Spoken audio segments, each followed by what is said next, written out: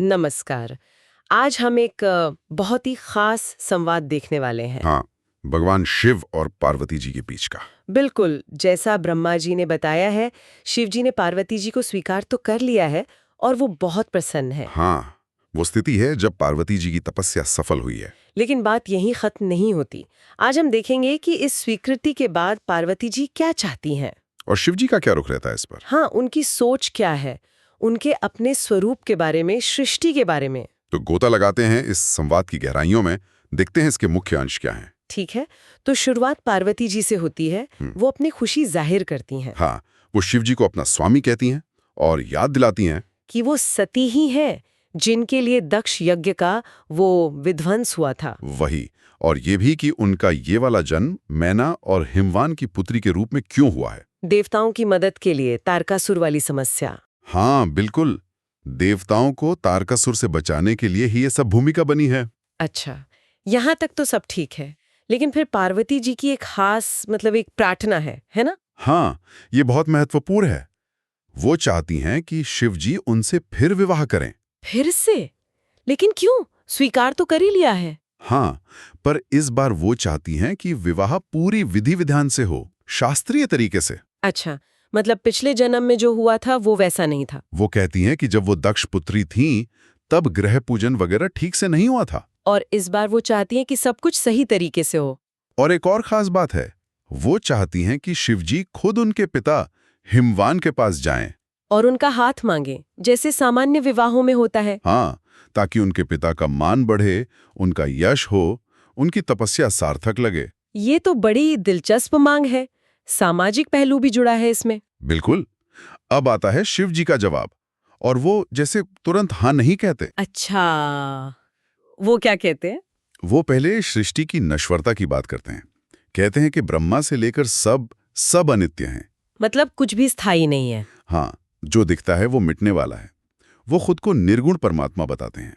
निर्गुण, यानी जिसका कोई रूप, कोई गुण न हो। सही, जो गुणों से परे है। वो कहते हैं कि मैं अनेक रूपों में दिखता जरूर हूं, पर वो तब होता है जब मैं गुणों से युक्त होता हूं। अच्छा, और पार्वती जी के बारे में क्या कहते हैं? वो पार्वती जी को प्रकृति कहते हैं, महामाया, सारे कर्म करने वाली। और खुद को परमात्मा, आत्मा, जो अपनी बुद्धि से इस प्रकृति को धारण करता है, देखता है। तो एक तरह से वो सिद्धांत समझा रहे हैं प्रकृति और पुरुष का। हाँ, और ये भी कि हम दोनों, यानी शिव और शक्ति, ये सगुण रूप क्यों लेते हैं? क्यों लेते हैं? भक्तों के कल्याण के लिए, उनकी खुशी के लिए। समझ गई।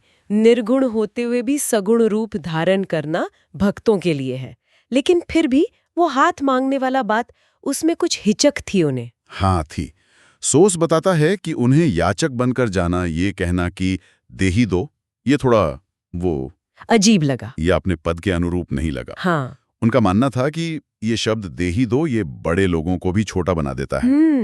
ये भी एक दृष्टिकोण है, पर पार्वती जी मानी नहीं होंगी। नहीं, उन्होंने फिर आग्रह किया और बहुत सुंदर तर्क दिया। क्या कहा उन्होंने? उन्होंने कहा कि हाँ, हम आत्मा और प्रकृति हैं, पर हम भक्तों के अधीन होकर ही तो सगुण होते हैं। अच्छा, मतलब भक्तों का प्रेम हमें बांधता है। हाँ, तो जब हम भक्तों के लिए रूप धरते ही हैं, तो फिर ये हाथ मांगने वाला कार्य भी क्यों ना करें? किस तरह से? एक लीला के रूप में।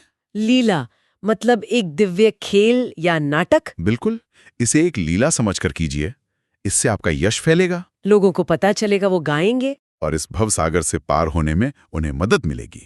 ये सिर्फ एक रस्म नहीं, कल्याण का साधन बन जाएगी। वाह, ये तो बहुत गहरा तर्क था। हाँ, और इस तर्क के आगे शिवजी मान गए। तो उन्होंने स्वीकार कर लिया कि वो हिमवान के पास जाएंगे। हाँ, लोक लीला का अनुसरण करने के लिए वो तैयार हो गए। और फिर वो प्रसन्न होकर कैलाश लौटे। हाँ, खुश होकर कैलाश लौटे। पर कहते हैं मन उनका पार्वती जी में ही लगा रहा। विरह था। हाँ। और कैलाश पहुंचकर वहां उन्होंने ये खबर अपने गणों को दी, नंदी, भैरव, सबको। और गणों की क्या प्रतिक्रिया थी? जाहिर खुश हुए होंगे। बहुत ज्यादा। वो सब तो खुशी से उत्सव मनाने लगे, धूम मच गई कैलाश पर। तो ये संवाद अपने आप में बहुत कुछ सिखाता है। हाँ, कई बातें साफ होती हैं, जैसे ईश्वर के निर्गुण और सगुण स्वरूप का रहस्य। और ये सगुण रूप क्यों होता है भक्तों के लिए, लीला के लिए। सही। और कैसे बड़े बड़े दार्शनिक सिद्धांत जैसे प्रकृति, पुरुष, वो व्यक्तिगत रिश्तों में भी दिखते हैं। हाँ, जैसे विवाह के प्रस्ताव में। ये सोचने वाली बात है कि कैसे परमात्मा की लीला एकदम सांसारिक लगने वाले कामों से भी चलती है और गहरे आध्यात्मिक उद्देश्य पूरे करती है, भक्तों को आनंद देती है। बिल्कुल, दुनियावी और दिव्य का ये संगम शायद यही सृष्टि का नियम है। इस पर सोचना चाहिए।